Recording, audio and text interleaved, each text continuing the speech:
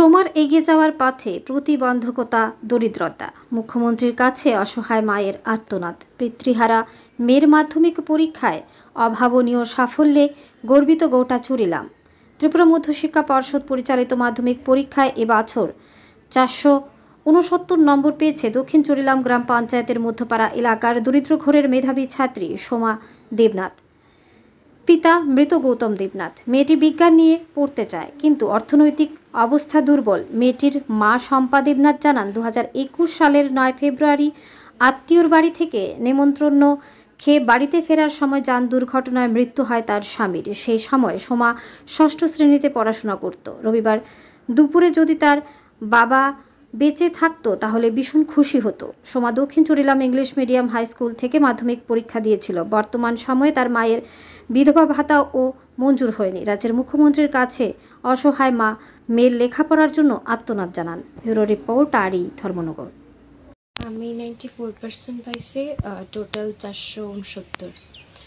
তো নাম্বার তো যেরকম মানে পরিশ্রম করছি ওই রকমই পাইছি আমি। তবে আমার বাবা মারা গেছে আমি যখন 6-এ আসলাম। তো আমার বাবার অনেক অনেক স্বপ্ন আসলো যে আমারই দেখবো বড় হইতে। তো আজকে যদি বাবা থাকতো তাইলে হয়তো বা না, আমার বাবা খুব খুশি হতো। আমার বাবা ছোট বয়স থেকে, যখন আমি ছোট আসলাম, ভালো মার্কস করতাম, খুব মানে সবচেয়ে বেশি খুশি হতো আমার বাবা। যে বাবার খুব ইচ্ছা আসলো আমার মেয়েরে বড় করামো, একটা অফিসার হইব, এই হইব। তো আজকে বাবা থাকলে খুব খুশি। তো ওই জিনিসটা খুব খারাপ লাগে। আমার যেদিনকে রেজাল্ট দিছে, শুধু মার সাথে আমি বাবার কথাই কইতেছিলাম, বাবা থাকলে হয়তো আজকে আমরা আরো আনন্দিত হইতাম।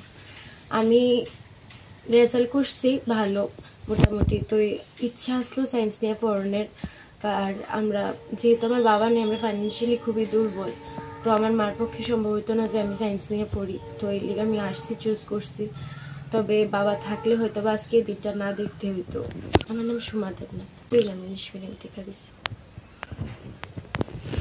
আমার মানে দাদা মানে ভাতাটাও হয়েছে না। ওখানে যদি ভাতাটা হইতো তবু আচ্ছা, আমি 2বার করে ভাতার লেগে কাগজ জমা দিছি, কিন্তু হয়েছে না এখন আমার ভাতাটা।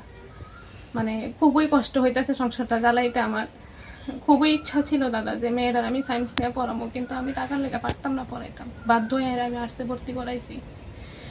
তো যদি কিছু সাহায্য পাই তাহলে আমি মেয়েটার একটা জায়গাতে নিয়ে পৌঁছাইতে পারুম আর কি। অ্যাকচুয়ালি দাদা ভালো মেয়ে তো ভালো রেজাল্ট করছে, 94% মার্ক পাইছে।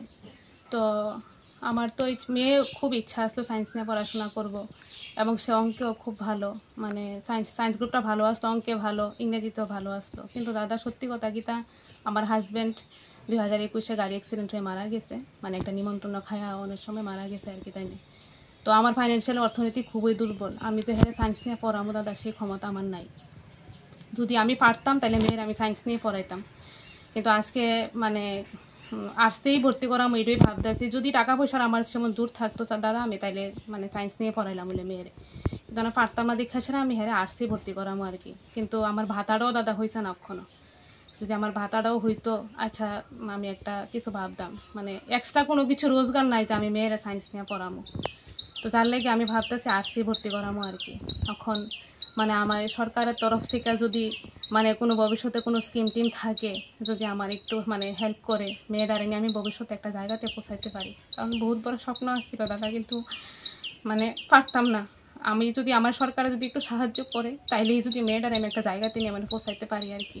আমার সরকারের কাছে এটাই আবেদন আর কি। আমি সরকারের কাছে অতটুকু চাই, যদি আমারে কিছু একটা সাহায্য করে তাহলে মেয়েটারে আমি ভবিষ্যতে নিয়ে একটা জায়গাতে পৌঁছাইতে পারি। আমার মেয়ে 500টা সাবজেক্টেই লেটার পাইছে, কিন্তু আজকে আমি টাকার লেগে মেয়েদের সায়েন্সে পড়াইতে পারতাম না। আজকে যদি হ্যাঁ থাকতো, হ্যাঁ বাবা থাকতো যদি, তাহলে ঠিকই চেষ্টা করতাম। এখন আমার অতটুকুই শুধু সরকারের কাছে আবেদন, যেন আমি আমার একটু সাহায্যের হাত বাড়াই দেয়, যাতে ভবিষ্যতে কোনো একটা স্কিম টিমও যদি থাকে, যাতে আমি মানে মেয়েটার আমি ওই জায়গাটা নিয়ে পৌঁছাইতে পারি, আমার যাতে একটু সাহায্য করে আর কি। আমার অতটুকুই চাওয়া। দক্ষিণ চরিলাম থেকে, সাউথ চরিলাম হাই স্কুল থেকে আর কি। সাউথ চরিলাম ওই ধরে 500টা সাবজেক্টে হ্যাঁ লেটার পাইছে, কিন্তু আজকে আমি মানে পারতাম না। শুধু আমার মানে ফাইন্যান্সিয়াল ভালো না দেখা, সেটা অর্থনৈতিকটা আমার একদম দুর্বল দেখা আমি মেয়েরা সায়েন্সে পড়াইতে পারতাম না। হ্যাঁ আমার একজনে একটা মেয়ে, সোমা দেবনাথ, আমার নাম শম্পা দেবনাথ।